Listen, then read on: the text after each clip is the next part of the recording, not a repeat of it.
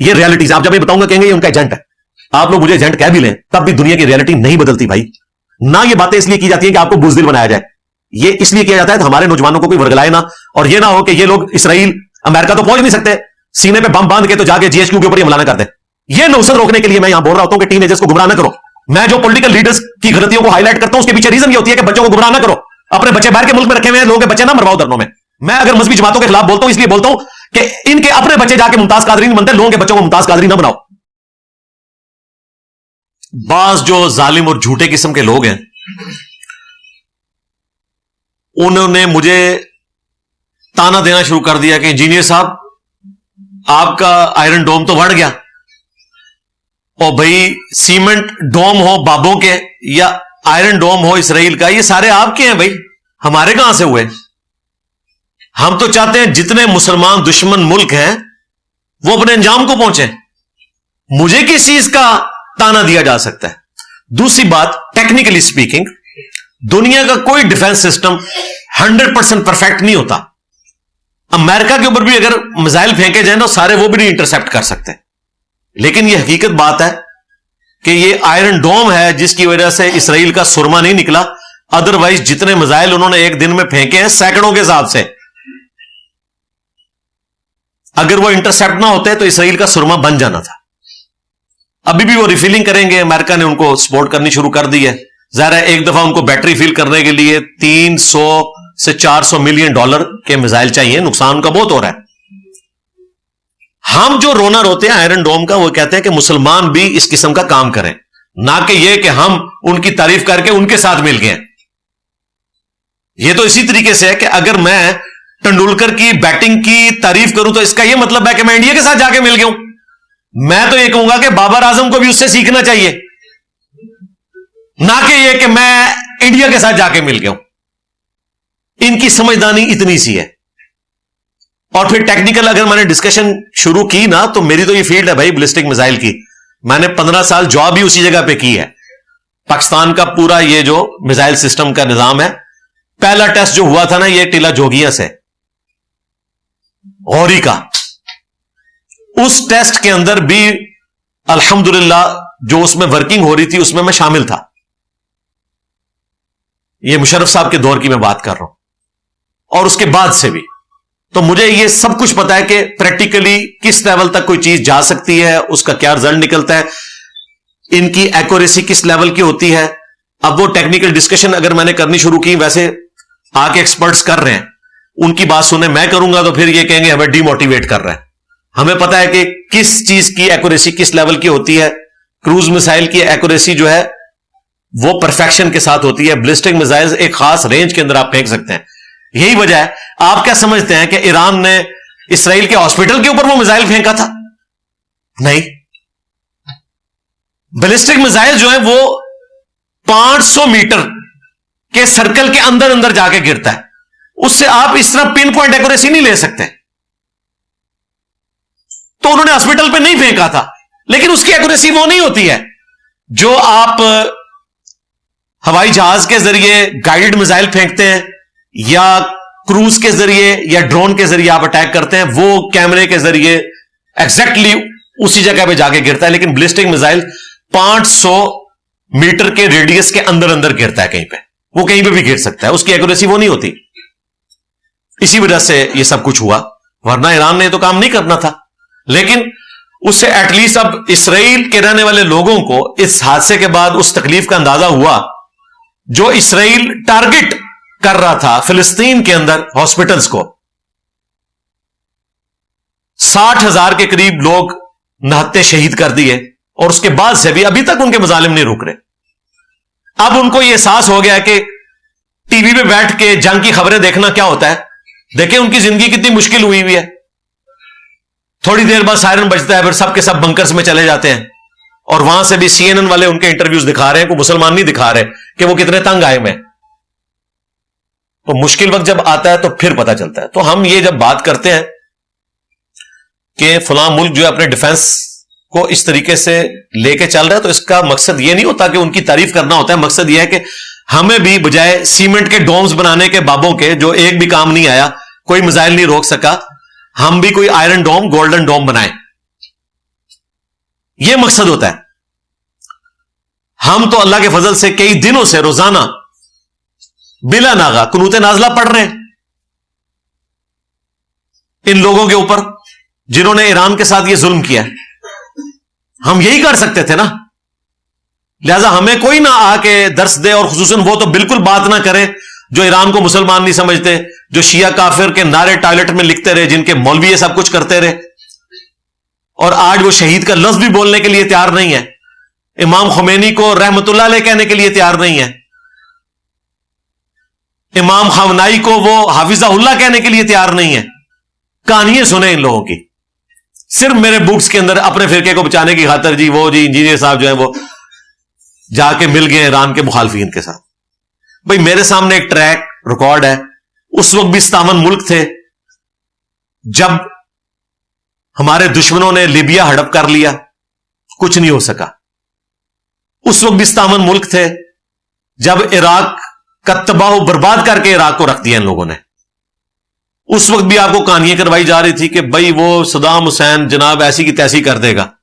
کئی مہینوں تک تو وہ چھپا رہا خود, ٹھیک ہے, خود یہ ایجنٹ تھا امریکہ کا. اسی نے امریکہ کے کہنے کے اوپر 1979 میں جو انقلاب آیا تو 1980 میں حملہ کر دیا تھا ایران کے اوپر, اور 8 سال تک جنگ جاری رہی. مسلمانوں کی میموری بڑی کمزور ہے, آخری وقت میں کوئی داڑھی رکھ لے تو ان کو پھر مومن نظر آنا شروع ہو جاتا ہے. وہ جی اس ٹائم بڑی اچھی تقریر کی, وہ موت دیکھ کے تو سارے اس طرح ہی کرتے ہیں بھائی.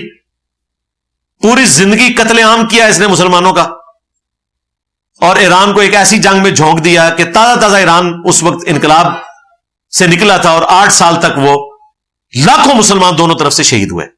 وہ نہیں کسی کو یاد. تو کیا کر لیا صدام حسین نے؟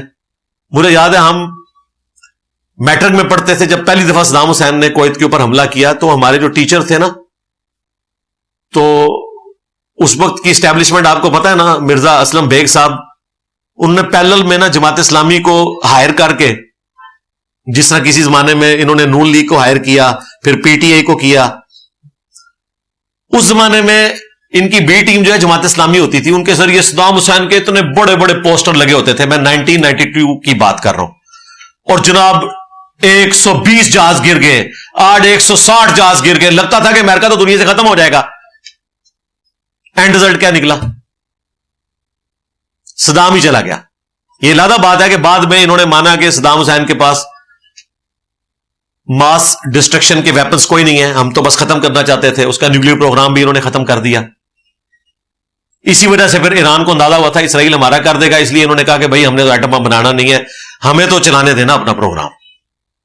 بل عراق کا تو انہوں نے ختم کر دیا. تو عراق ہڑپ کر لیا, افغانستان ہڑپ کر لیا. اور یار کہانیاں کرانی بند کرو. کہتے ہیں افغانستان جنگ جیت گیا, امریکہ کا قبرستان بن گیا. امریکہ کا قبرستان کہاں سے بنا ہے بھائی؟ وہ قبرستان ہمارا بنے. امریکہ کے تو چند ایک فوجی مرے ہیں, 1 ملین سے زیادہ افغان مسلمان ہمارے بھائی شہید ہوئے ہیں, ان کی قبریں بنی ہیں. قبرستان ہمارا بنا ہے. جو جنگ تم لوگ کہتے تھے کہ یہ تو طالبان ان کو 20 دنوں میں بگا دیں گے, 20 سال تک بےچارے پہاڑوں میں چھپے رہے ہیں. ابھی بھی امریکہ چھوڑ کے گیا ہے افغانستان. ہاں, یہ جنگ طالبان نہیں جیتے, یہ جنگ امریکہ ہارا ہے کہ ہم مزید خرچہ نہیں کر سکتے.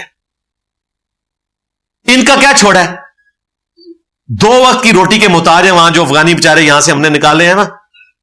آپ کو وہاں کی دردناک سٹوریاں بتائیں, کیا عورتوں پہ گزر رہی ہے, کیا بچوں پہ گزر رہی ہے.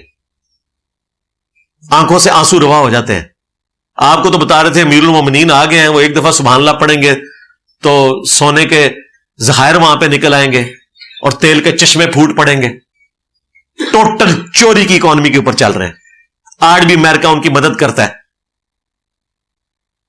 7 سے 8 ارب ڈالر کا ٹریڈ ڈیفیسٹ ہے جو سمگلنگ سے وہ پورا کرتے ہیں. وہ بھی جب سے ہمارے آرمی چیف نے, فیلڈ مارشل صاحب نے ان کی سمگلنگ روکی ہے تو ان کی چیخیں اوپر جا رہی ہیں, کیونکہ ان کی اکانومی کولیپس کر رہی ہے. اوپر سے برڈن پڑ گیا جو یہاں سے ہم نے لاکھوں لوگ وہاں بھیجے ہیں. مشکل زندگی ان بیچاروں کی یار. اب تھوڑا چائنا نے ہیلپ آؤٹ کیا ہے, ان کے ساتھ معاہدے ہو رہے ہیں.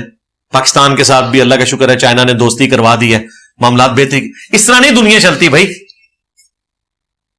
اور ان کی جو جان بخشی بھی ہوئی ہے نا طالبان کی, وہ ان غاروں میں چھپ کے ہوئی ہے جو امریکہ نے ان کو بنا کے دیے تھے, تورا بورا کے غار پہاڑوں کے اندر رشین وار کے دوران. اسلحہ بھی تھا وہ رشیا کا چھوڑا ہوا تھا جو یہ استعمال کرتے رہے. پیچھے میں نے آپ کو بتایا 5 ہی وہ گوسے وقت ہیں, امریکہ, یو کے, فرانس, چائنا اور رشیا. یہ ریالٹیز ہیں. آپ جب یہ بتاؤں گا کہیں گے یہ ان کا ایجنٹ ہے. آپ لوگ مجھے ایجنٹ کہہ بھی لیں تب بھی دنیا کی ریالٹی نہیں بدلتی بھائی. نہ یہ باتیں اس لیے کی جاتی ہیں کہ آپ کو بزدل بنایا جائے, یہ اس لیے کیا جاتا ہے کہ ہمارے نوجوانوں کو کوئی ورگلائے نہ, اور یہ نہ ہو کہ یہ لوگ اسرائیل امریکہ تو پہنچ نہیں سکتے, سینے پہ بم باندھ کے تو جا کے جی ایچ کیو کے اوپر یہ حملہ نہ کر دیں. یہ نوسط روکنے کے لیے میں یہاں بول رہا ہوتا ہوں کہ ٹین ایجرز کو گمراہ نہ کرو. میں جو پولیٹیکل لیڈرز کی غلطیوں کو ہائی لائٹ کرتا ہوں اس کے پیچھے ریزن یہ ہوتی ہے کہ بچوں کو گمراہ نہ کرو. اپنے بچے باہر کے ملک میں رکھے ہوئے ہیں, لوگوں کے بچے نہ مرواؤ دھرنوں میں. میں اگر مذہبی جماعتوں کے خلاف بولتا ہوں اس لیے بولتا ہوں کہ ان کے اپنے بچے جا کے ممتاز قادری نہیں بنتے, لوگوں کے بچوں کو ممتاز قادری نہ بناؤ. تم لوگ جنازے پڑھا کے چندے اکٹھے کرتے رہتے ہو, بس فراڈ مچایا ہوا ہے. تو عراق ختم ہو گیا, کیا کر لیا ہم نے؟ اب میں پنجابی میں وہ بولنا نہیں چاہتا, اردو میں بول دیتا ہوں, کیا اکھاڑ لیا ہم نے؟ کچھ بھی نہیں. گیا افغانستان بھی, مصر کا بھی انہوں نے ڈنگ نکال کے رکھ دیا. اخوان المسلمون کی حکومت آئی تھی, ختم کروا دی. کس کی مدد سے؟ عرب ملکوں کی مدد سے, صرف اس لیے کہ وہ اسرائیل کے خلاف تھے, حالانکہ سنی تھے. جماعت اسلامی کا ہی ایک آف شوٹ تھا. اب ساروں کو اپنے لالے پڑے میں. تو ایک ایک کر کے سارے ملک انہوں نے ختم کر دیے. لبنان کا کیا حشر کیا, شام کا کیا کیا, اب لا کے وہابی حکومت بٹھائی ہے وہاں پہ, اور ان کی حالت آپ کے سامنے. وہ خود کہتے ہیں کہ ہمیں تو اسرائیل اور امریکہ اور ترکی نے یہاں پہ بٹھایا, اور امریکہ نے ہیڈ منی بھی ختم کر دی. جو پہلے دہشت گرد تھا داعش کا, آج وہ کہہ رہے ہیں کہ وہ ہیرو ہے. تو پھر اس کا مطلب ہے کہ دہشت گرد اور ہیرو کون بناتا ہے؟ امریکہ. دستار بندی کون کرتا ہے؟ غوث وقت. ہاں, آج وہ کسی کو دہشت گرد کہہ دیں, وہ دہشت گرد ہے. جس کو کہہ دیں یہ بڑا اچھا انسان ہے, وہ اچھا انسان ہے. یہ ریالٹی ہے. اب میں اپنی خواہشات کو تو ریالٹی نہیں بنا سکتا. یہ تمام ریالٹیز میری خواہشات نہیں ہیں. میری خواہش تو یہ ہے کہ پاکستان دنیا کو لیڈ کرے, ہمارا پرائم منسٹر جو ہے وہ حج کا خطبہ دے رہا ہو. لیکن اس طرح کرنے سے کچھ ہو جائے گا؟ کچھ بھی نہیں ہوگا. جب تک ہم اپنی غلطیوں سے سبق نہیں سیکھتے, سائنس اور ٹیکنالوجی میں ترقی نہیں کرتے, اس دنیا میں کوئی مقام حاصل نہیں کر سکتے.